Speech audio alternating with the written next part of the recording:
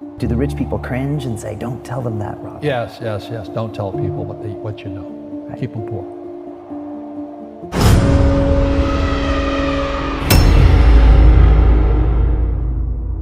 Sir Ahab 08.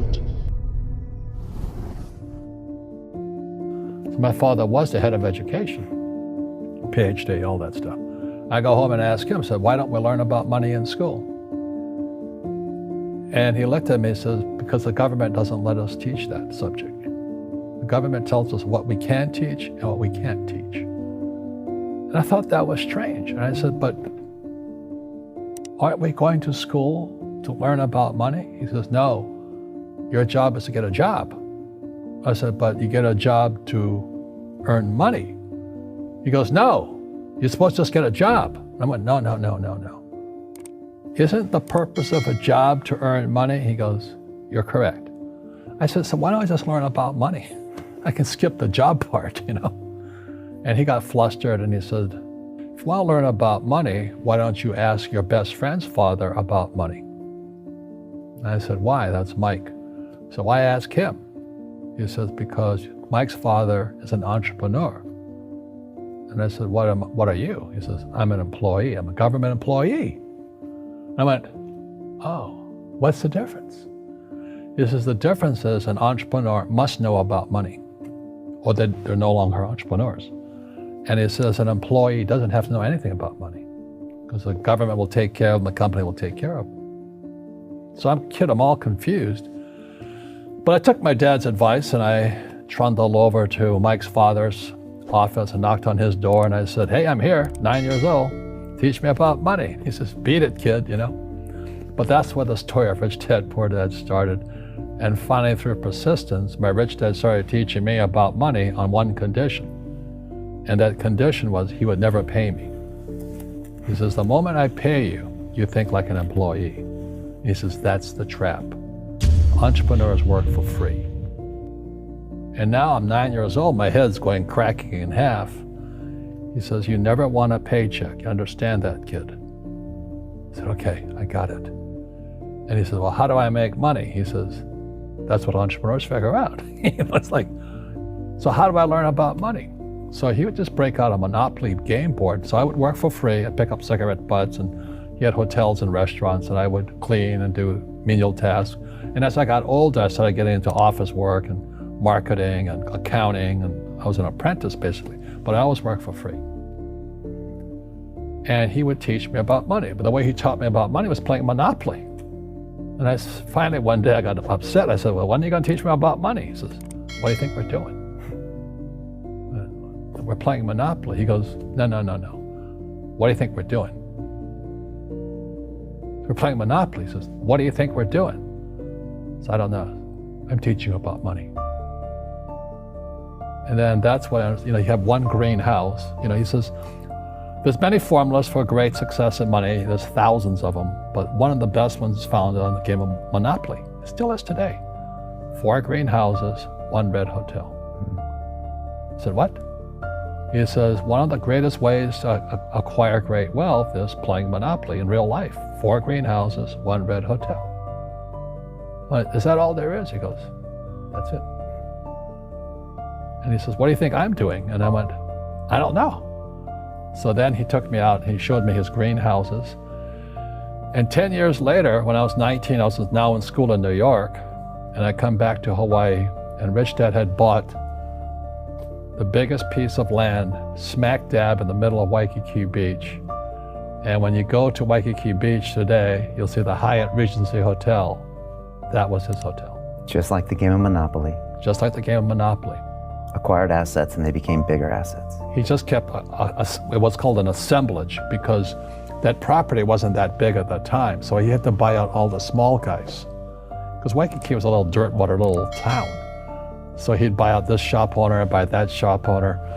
And it took him a while, but he finally assembled this large piece of property. And then he and Hyatt put up this giant hotel.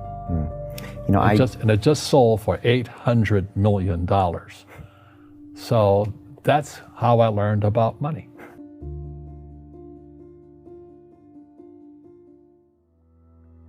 I've had financial crashes. I've had people stab me in the back, but they're all good because I grow from it. That's spirituality. Right. You know, people who are afraid of making mistakes, like they teach in school, they don't ever grow.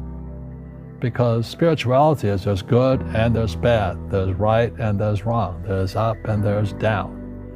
Most people only want to be right, they only want to be positive. Well, you can't have that. That's not reality.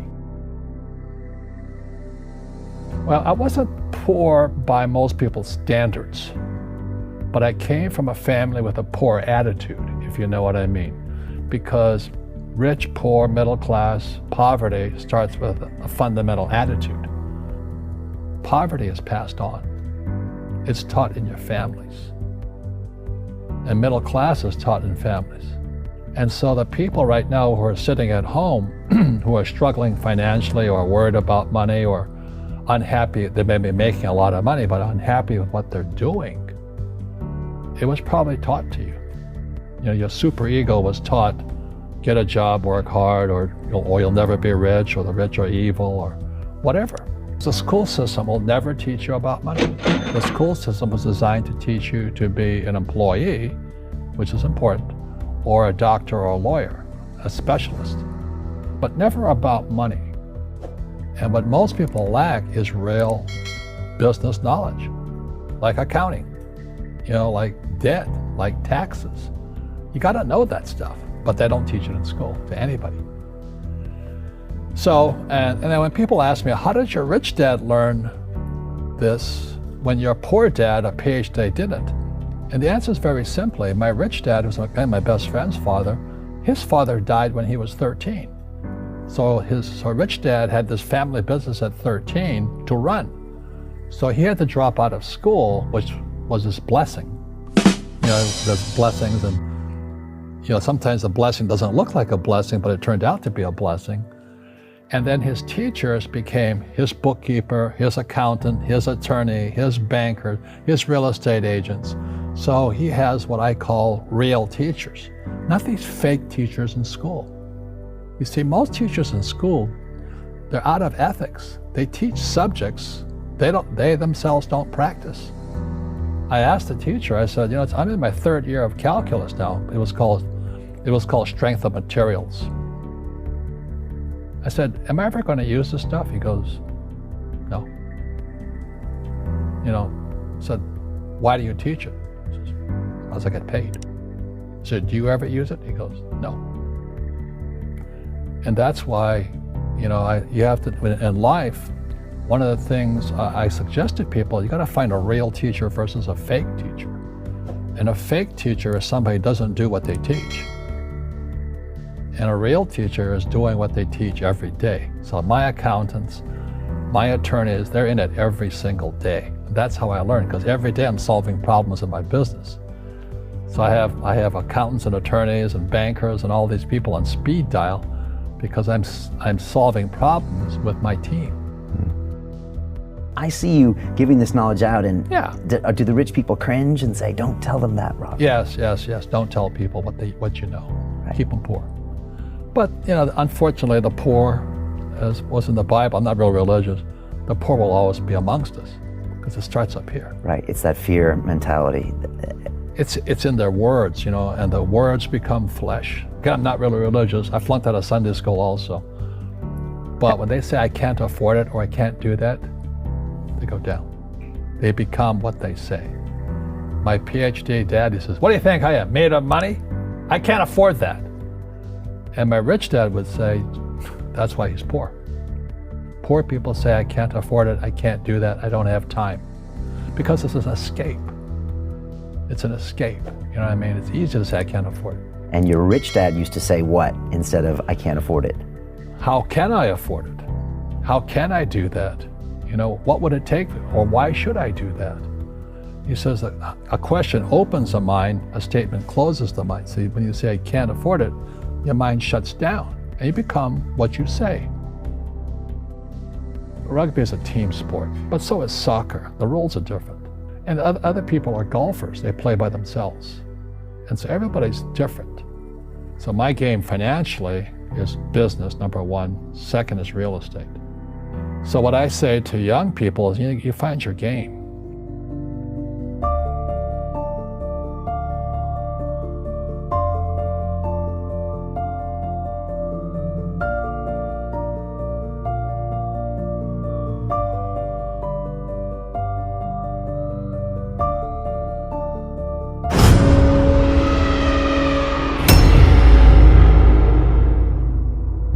Sir, I have 08.